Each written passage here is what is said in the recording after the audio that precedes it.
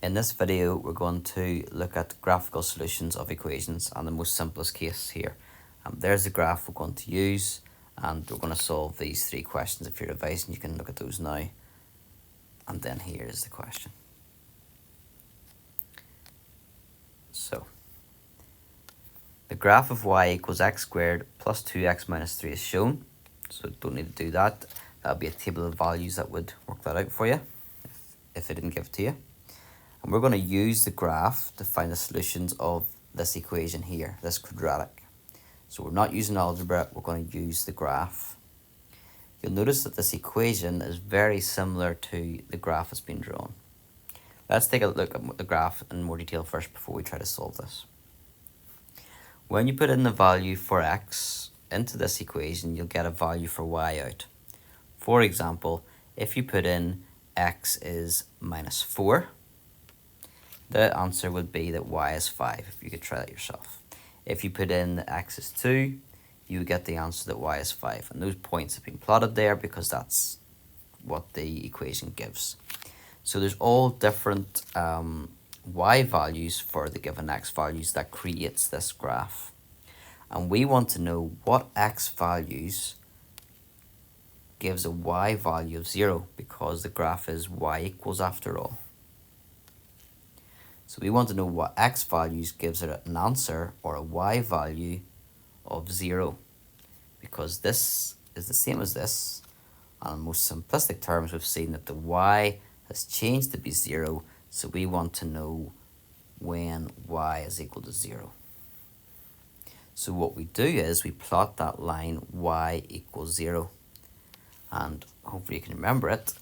Here is the y-axis, and whereas y0 is here, and everywhere actually on this line that I'm going to hopefully get here, yep, everywhere in that line, the y value is 0. So the x value is 5, but the y value is 0. The x value is 4, but the y value is 0. Everywhere in that line, the y value is 0. That's called y equals 0. I've plotted that line because the y has now become 0. So what we do then is we read off that line and we see where it crosses the curve. It's a bit like, it is effectively simultaneous equations with a curve and a straight line. So where does it meet? It meets when x is equal to 1, and it also meets here when x is equal to minus 3. So we've got two solutions.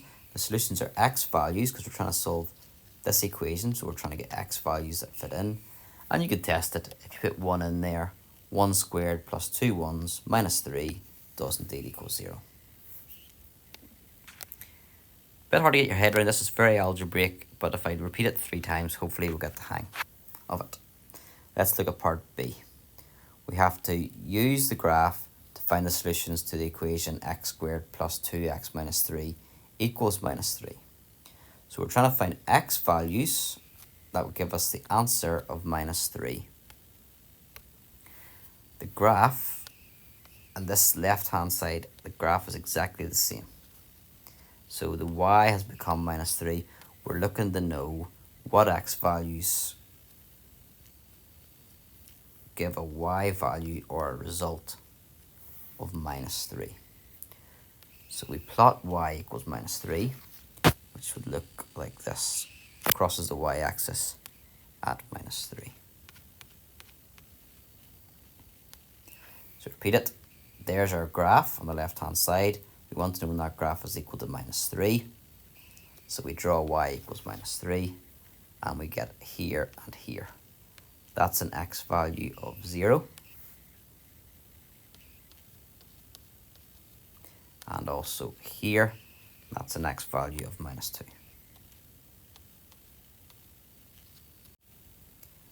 Part C, last one, we have to use the graph to find the solutions to the equation x squared plus 2x minus 3 equals 1. So that's a bit hard to see. I know it's zoomed out, but I can't show you all at once. We can see here we want the y value to be 1. We're looking to find what x value could we put in here that gives the result of 1? Where on the graph gives a y value of 1? So we would plot, if it lets me, it's struggling here to do it. We want to plot y equals 1. So on our graph, we go through 1. That is the line y equals 1. So we read across and we get an x value of 1.2 and of minus 3.2. So we'd say x equals 1.2 or x equals minus 3.2.